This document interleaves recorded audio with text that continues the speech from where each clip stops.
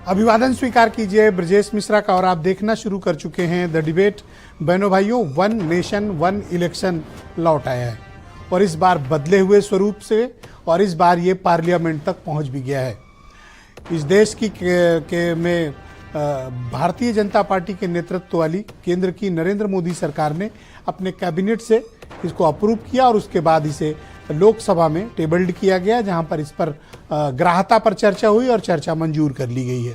बहनों भाइयों, क्या है वन नेशन वन इलेक्शन और इसके पीछे के कारण, इसकी अच्छाई क्या है, इसकी खामियां क्या हैं, कब से ये लागू होगा और ये क्यों ज़रूरी है, और विपक्ष ये क्यों कह रहा है कि ये फेडरलिज्म यानी संघवाद के खिलाफ है और ये ठीक नहीं है। कारणों पर आज चर्चा करेंगे और इस डिबेट को आगे बढ़ाएंगे।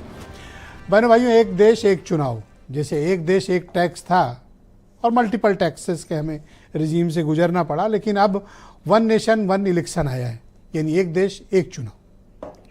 डिबेट में प्रारंभ करूं, मैं संक्षेप में आपको इसके बारे में बताना चाहता हूं, इसके ये मूल क्या है इसका, जो लोकसभा के भीतर इसको भारत की सरकार ने प्रस्तुत किया है।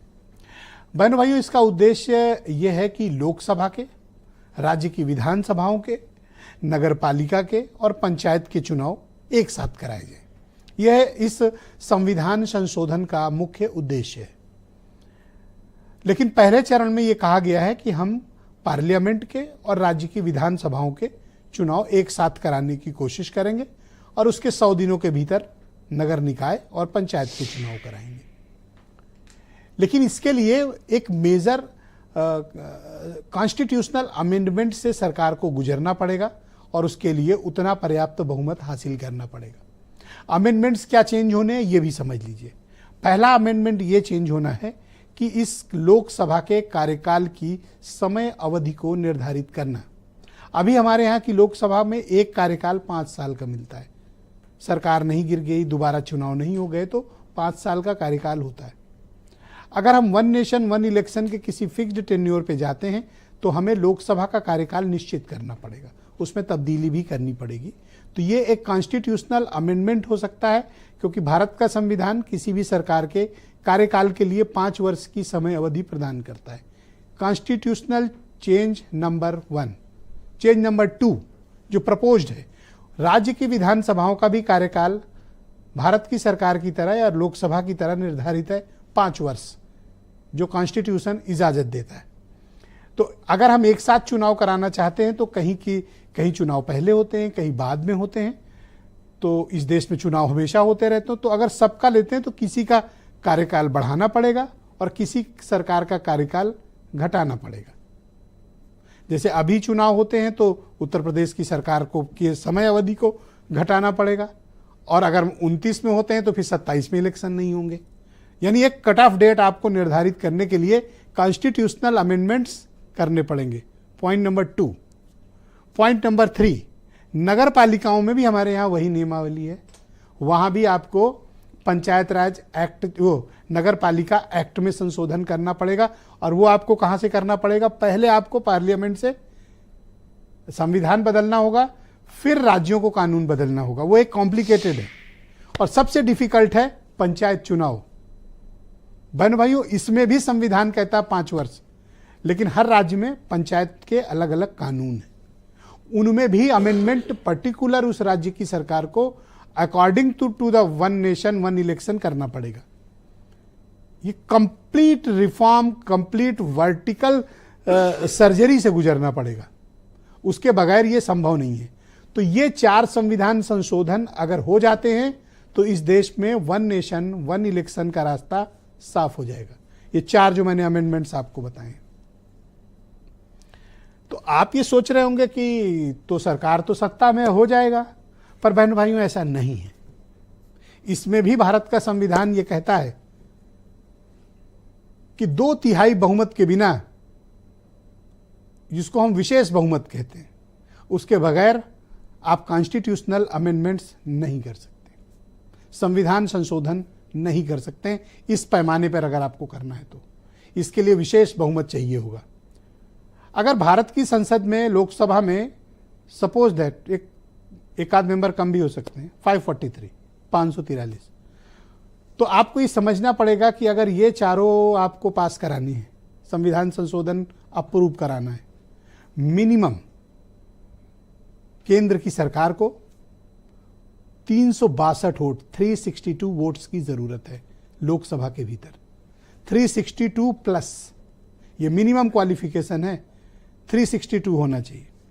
और एनडीए संपूर्ण अभी 300 के आसपास, 300 से भी नीचे, 294 296, या मान लेते हैं 300 है, तो भी वो बहुमत के आंकड़े से कितना दूर है? 62। यानी आधे की बहुमत तो होना ही चाहिए, प्लस अगर आप कॉन्स्टिट्यूशनल अमेंडमेंट कर रहे हैं तो आपके पास विशेष बहुमत होना चाहिए।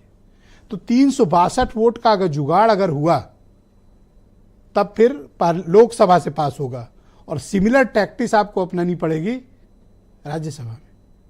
फिर एक और चीज हमारा संविधान कहता है, बड़ी क्लैरिटी की जरूरत है बहनों भाइयों, कॉम्प्लिकेटेड विषय। इस देश की आधी विधानसभाओं से, आधे कम से कम 18 से लेना पड़ेगा, 17-18 भी ले लेंगे तो चलेगा, 18 विधानसभाओं से उसका अप्रूवल भी चाहिए होगा। ये बिल्कुल उसी तरह है जैसे आपको ध्यान हो कि जीएसटी पास कराया गया था, बिल्कुल उसी तरह का है, इसमें कोई इफ एंड बट नहीं। क्यों? क्योंकि टैक्सेशन के रेवेन्यू के मामले भी उतने ही कॉन्स्टिट्यूशनल बड़ी ही बाइंडिंग्स होती हैं जितना आप इस अमेंडमेंट्स में करना चाहते हैं। तो मैं उम्मीद करता हूं कि एक क्लैरिटी आपको आई होगी। तो क्या जो मौजूदा स्ट्रेंथ है बीजेपी की, वो क्या इसे पास करा पाएगी? अभी का जवाब है नहीं। तो फिर नेक्स्ट क्या होगा? नेक्स्ट ये होगा कि इस पे चर्चा होगी और बहन भाइयों ये जेपीसी को चला जाएगा। क्यों? क्योंकि इतने वोट का जुगाड़ ये सरकार कर नहीं पाएगी। लिहाजा वन नेशन वन इलेक्शन इस रिजीम में पास होके आएगा, इसकी उम्मीद कम है, लेकिन चर्चा बड़ी व्यापक है, शायद चर्चा के लिए ही लाया गया होगा। तो मैं चाहता हूं कि कुछ स्टेटमेंट सुने, फिर विभिन्न राजनीतिक दलों की और एक्सपर्ट्स की क्या ओपिनियन है इसके बारे में, इस खुली चर्चा को हम आगे बढ़ाएंगे। संवैधानिक संशोधन जब कैबिनेट में चर्चा में आया तब प्रधानमंत्री जी ने स्वयं मंशा व्यक्त करी थी कि इसको जेपीसी को देना चाहिए। इस पर विस्तृत चर्चा सभी स्तर पर होनी चाहिए। इसलिए मुझे लगता है कि इसमें सदन का ज्यादा समय जाया करे बगैर, अगर मंत्री जी कहते हैं कि इसको जेपीसी को सौंपने के लिए वो तैयार है, तो जेपीसी में सारी चर्चा होगी। संविधान के मूलभूत ढांचे के खिलाफ है। संविधान की जो मूलभूत भावना है कि हमारा जो संघीय ढांचा है, वो संघीय ढांचे में केंद्र और जो राज्य है वो बराबर के हिस्सेदार है। हम इस कल्पना का ही, इस आइडिया का ही, इस ख्याल का ही विरोध करते आए हैं। ये भारतीय जनता पार्टी के लोग तानाशाही लाने के नित नए रास्ते लाते हैं। जो 8 विधानसभाओं का चुनाव एक साथ नहीं करा पाए, 4 राज्यों के चुनाव एक साथ नहीं करा पाए, वो पूरे देश की लोकसभा और सारे प्रांतों की विधानसभाएं एक साथ कराने की बात करते हैं। तो बहनों भाइयों, आज की परिचर्चा को आगे बढ़ाएंगे। अनिला सिंह मेरे साथ मौजूद हैं, भारतीय जनता पार्टी की प्रवक्ता हैं, और बहुत ही जाने माने पत्रकार, पॉलिटिकल एक्सपर्ट विनोद शर्मा जी हमें इस कार्यक्रम में ज्वाइन कर रहे हैं। उदयवीर सिंह समाजवादी पार्टी के प्रवक्ता हैं, सुरेंद्र राजपूत कांग्रेस कमेटी से हैं, अनिल दुबे राष्ट्रीय लोकदल से हैं, डॉक्टर MS खान बहुत ही जाने माने पॉलिटिकल एनालिस्ट मेरे साथ इस कार्यक्रम का हिस्सा हैं, और वीरेंद्र सिंह जी हमारे स्टेट हेड। आप सभी का स्वागत, धन्यवाद कार्यक्रम में उपस्थित रहने के लिए। मैं उम्मीद